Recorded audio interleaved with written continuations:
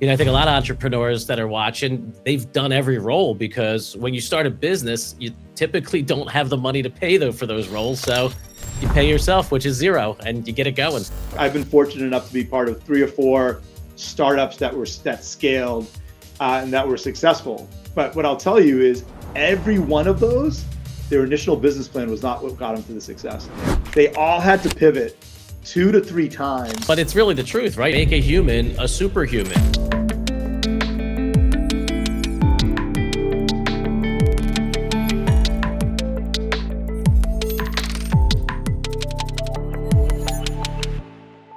I'm Anthony Mongeluzo, and welcome to Built to Scale. We have an amazing guest, a titan in the industry, my industry, IT managed services, John Hagluka from Enable. So John, welcome. Hey Anthony, great to be here. Between the two of us, we have enough vowels that we can open a good Italian restaurant. I was going to say that maybe in our next life. I'll come out to Boston for that. So guess what? You've been cooking a lot in your career. You were over at SolarWinds, executive VP. You ran the place. Now you're over the top dog over at Enable. Tell me about your journey. How'd you get into this industry and navigate such a path?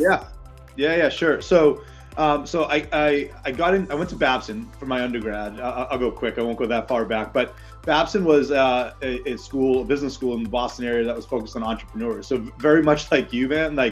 When you and I spoke the first time, building a business and being entrepreneurial was always something that I found endearing. My dad had his own small construction company, and building something from the ground up, both figuratively and literally a lot of times, was something that always interested me. And so I got into finance and got into tech because someone told me that accounting was the language of business. And I said, well, if I want to be a business guy, I better know the language. And so I got into accounting, got into finance, and in some ways kind of stumbled into tech more from, this is like the late 90s, more from the point of view of like, hey, here's what the world is creating. I'm in the Boston area, so there's a lot of good tech here.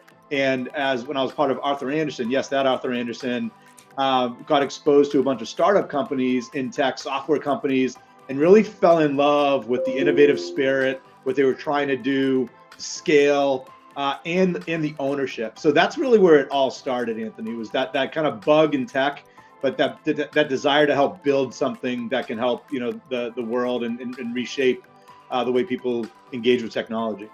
I love it. Yeah, I started my business and I was residential IT at the time, 25 years ago, because I thought I could do it better. But you did steal my commentary. That's what always was told to me. Finance and accounting is the language of business. Now, the successful career, obviously a lot of pressure.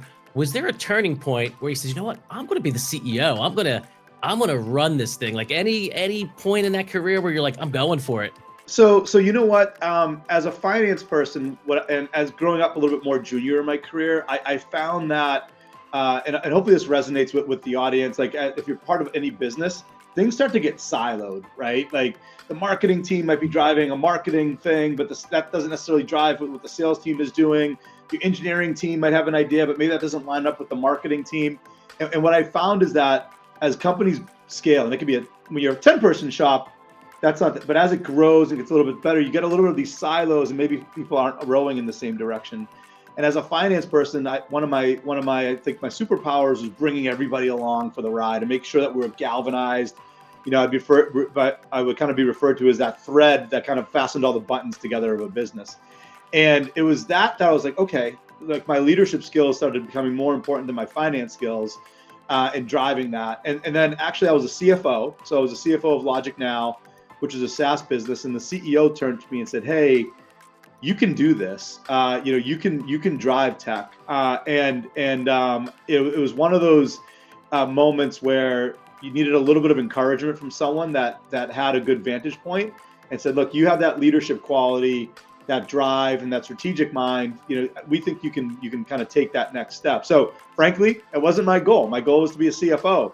And when I got into that leadership realm, I found more of this need that you can help join those businesses together, drive a business that can be both profitable and growing. And my finance background really could help lend itself to helping companies scale in a healthy way. So that was kind of the turning point when I said, look, there's an opportunity here that I can transcend just the finance function and help bring this team together and these groups together across all these functions for one common mission. And I really like that. I'm a sports guy.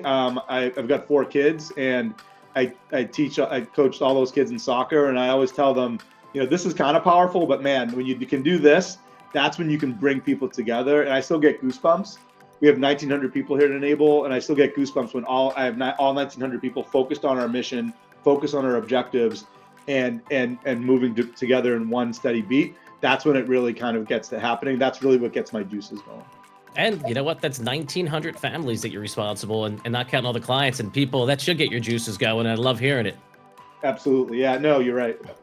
So we're talking 1,900 people, and that's a lot of mouths to feed, right? So you gotta be responsible for the financials. And every business leader that I see, I'm more of a selling CEO, right? There's CEOs that are operational. From the business development perspective, how do you see yourself as a business development leader, as also the chief executive? Yeah, sure. I mean, so but on the 1,900 mouths to feed in families, and for us, it's even beyond that, Anthony. So we have 25,000 managed service providers, as you know.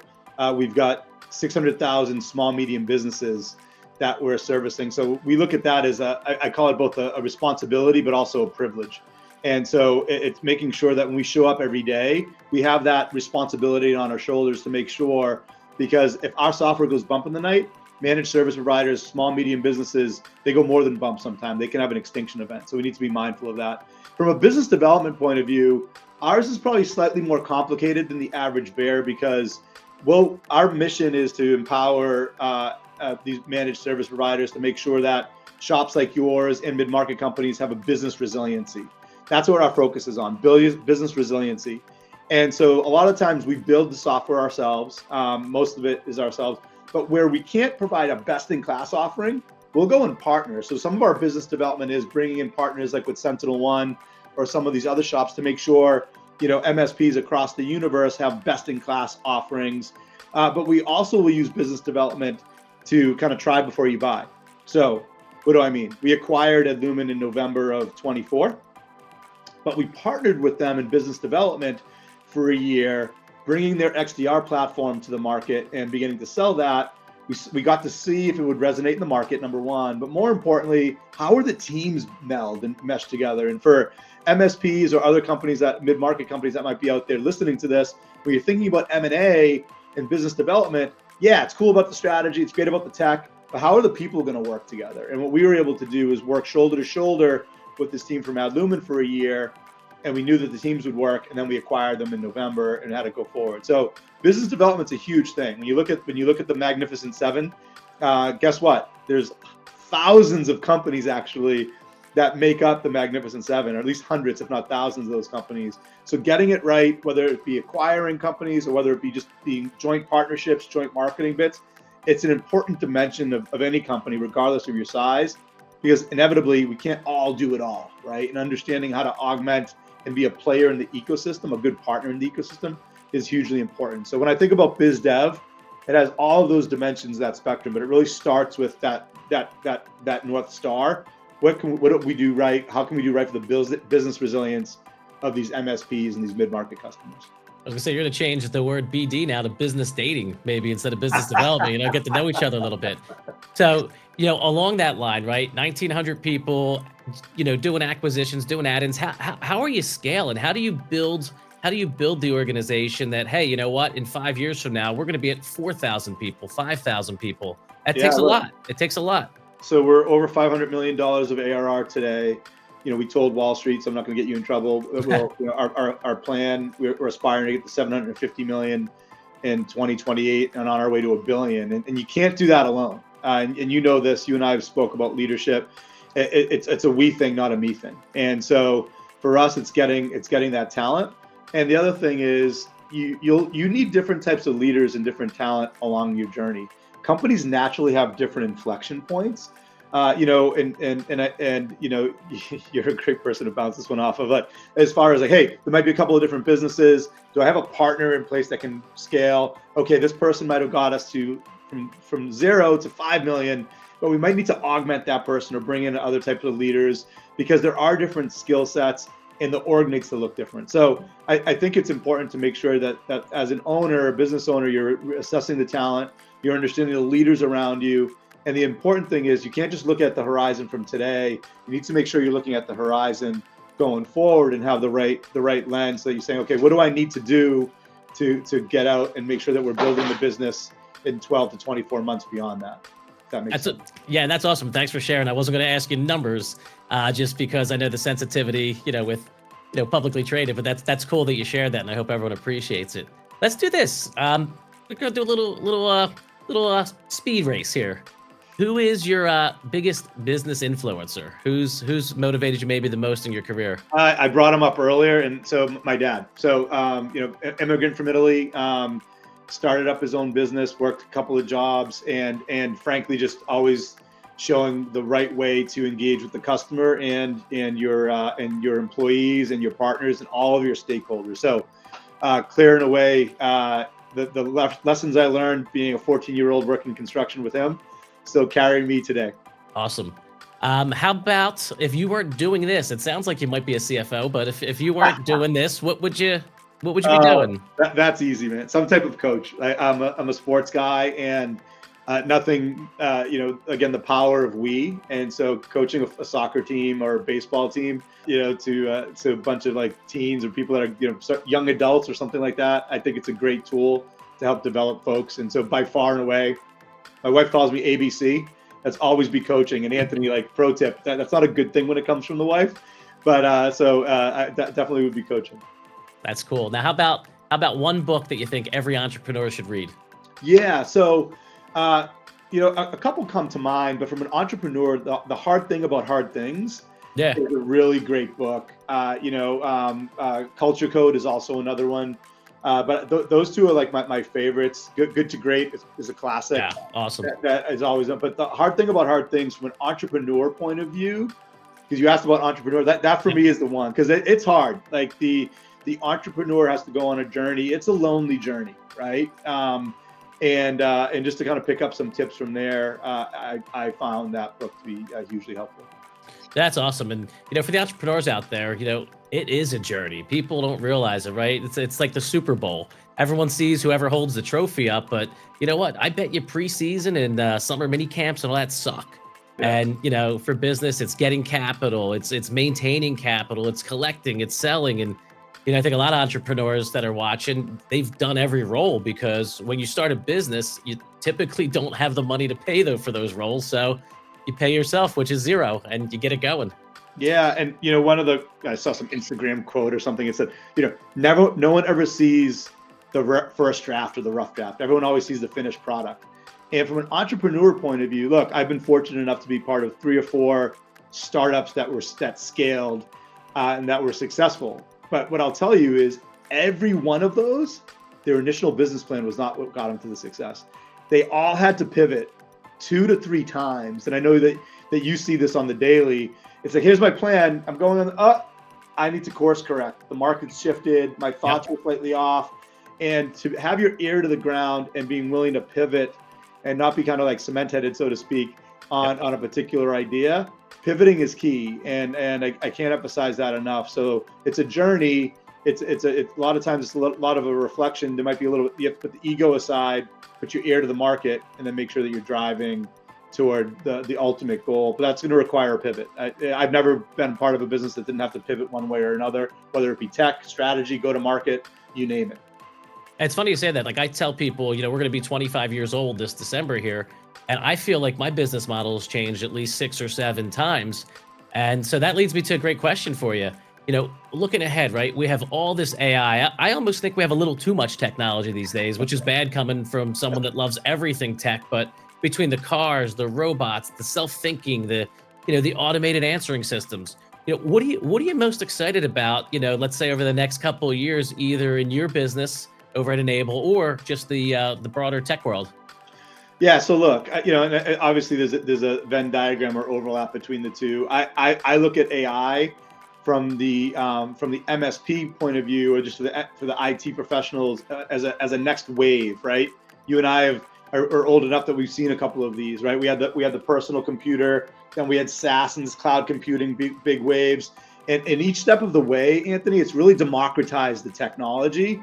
AI is going to democratize it even more. You're not going to necessarily need to be a double E or have an engineering degree to drive an agent going forward. So it'll continue to democratize that, which I believe should drive a ton of productivity, number one. Number two, for MSPs that are out there and for the internal IT department folks that are out there that might be watching, will be that third wave. First, it was making sure that your uptime, your wireless access points, your printers, all that stuff is working. Then the second wave was security. I'll put like a second and a half wave with cloud. AI is going to be this third wave. It's going to provide a tremendous amount of opportunity for MSPs to show up and IT people to show up as business partners going up the value stack. So I'm super excited about it, but there's a bunch of pitfalls. There will be a bunch of shops that we look around that might be high profile today that will be gone in a couple of years. So there will be a graveyard of logos. At Enable, we're doing this, and I think for those that are watching can take the same principles. We're looking at it on processes that we can improve upon. How do we make our teams more efficient, right? One of the common complaints, hey, my L1, I need more L1 technicians. I can't find good enough people. I can't find good security people. Well, standardize on the processes, document your processes, get your data in a spot, and then leverage the AI so your technicians can get more effective. At Enable, we're focusing on a couple of different things for our products. We're going to make your L1 technicians more efficient. We're going to make MSP owners like you much more efficient. We're bringing that in with security so that we can make sure the bad guys who are also using AI, that we can automate the threat detection to make sure that the MSP businesses are safer, their end customer businesses are safer. So I think we're about to issue on a whole new era from the managed services providers and for internal IT departments. And people just need to be curious and build that business discipline. And it'll have this wave. We all know it will have this wave, but trust vendors that are doing things responsibly, trust partners that are doing things responsibly, and know that it's not a magic wand. You need to have the right process, you need to have the right data, and then people need to start pushing it in. But because you're right, you can end up with AI sprawl just like you had SaaS sprawl, and that's not going to fix anybody's problem if all of a sudden there's agents everywhere. People don't know where they're pushing their data. My team's using AI. I'm not sure where. Is it controlled? What's my data governance problems? So this new wave will present some challenges, but if we're on our toes and we're leveraging it the right way, man, it could be magical from an automation and an efficacy and an efficiency point of view. Yeah, I agree. I mean, some people just like to say AI. I think a thing brings them in the conversation. But we joke, we use some AI here, and for the younger technicians, I'm like, look, we're not trying to replace you. We're trying to turn you into RoboCop. And they smile, and they're probably like, who the hell's RoboCop, right? Some 80s reference, but it's really the truth, right? Make a human a superhuman and let them use their brain power to really think, as opposed to necessarily Google search things or try to find stuff that AI could find quickly for them. And as business owners, we need to invest in that, though. Like one of the McKinsey did a study, and what they found, the number one reason why companies are not succeeding with AI, it's not because of their teams. Their teams are thirsting for it. It's because the leaders aren't providing them a structure or a path to do some of that. So as business leaders, we need to provide them some structure, some rules on how to use it, how not to use it, and then a bunch of some space so that they can leverage it. And if you seed that level of curiosity and innovation within your teams, then an L1 technician can perform like an L3 technician, right? And that security team doesn't necessarily need to add 7 additional techs. They can leverage the technology and the automation and provide a better experience to your customers. So you've been so generous with your time. I got one last question for you. An entrepreneur, hopefully, if we could, I always say on the show, if we could inspire one entrepreneur, hopefully more, but just one, right? There's an entrepreneur right now looking your profile up. He or she is just saying, wow, I want to get that level of success. I'm struggling. It doesn't look great for me. What is a 30-second piece of advice you would give to that entrepreneur that's looking to take it to the next level? Yeah, sure. So I'd say I'd split it into 2 different ways. One, if you're inside of a company trying to scale and become an intrapreneur, which I think is equally as important, be curious and focus on the customer outcome. Focus on XLAs, the experience, and not SLAs. If you're an entrepreneur, pure entrepreneur, similar bit, really understand your ICP. Really understand the business outcome that your ideal customer profile is looking for. You might think you know, but you really need to understand what it is. And like, so for example, in the security world where a lot of our solutions provide, it's not, okay, is it your mail security or your endpoint? No, what is the business outcome? The business wants to be business resilient. So really understanding what the business owner is trying to do and really resonating and being able to walk a mile in their shoes from that ideal customer profile, that's how you're successful. Talk to your customers, talk to your ICPs, understand their needs. That's why a lot of the best entrepreneurs, a lot of times, they are the ICP. I was in a SOC or I was in an IT team and I built a tool to help me because they knew the ideal profile. So if you're in that, really understand how that's going to evolve. So I think that's how to split it up. Be curious, make sure you're understanding the customer outcome, understand the base outcome that the ideal customer profile is looking for. And that should be your North Star. I got to say that's great advice. And, when I pivoted from the residential to the business side, that's something I really did. I felt like and remember, these competitors were much smaller. I'm talking, Sure. 2002, 2003. I'm a 23-year-old kid. But what I always thought was all these other tech companies were giving quotes with this cool technology and all these other things, but they weren't solving the business need. The business owner needed to get invoices out. The business owner needed remote access. And all this other stuff is cool. And yeah, it could do things, but if the IT is not in line with the business, then what's it there for? And that business owner was looking to you, and why they look to you, because they look to you and they see a person that could be a trusted advisor to them. And that's what they really want, Anthony, right? And so, and you and your team do a great job in that. And so I think that's what sets a lot of the folks apart, is are they really a trusted advisor, or are they just some service organization that's checking their box and collecting their check? And that's what separates the good from the great. Exactly. So, one, I thank you so much for your time. I thank you for sharing some tidbits that I didn't expect you to share, and hopefully the audience appreciates that. And I look forward to seeing you soon and doing more together. Likewise, man. This is great. Thanks for the time, and appreciate your partnership as always. Great.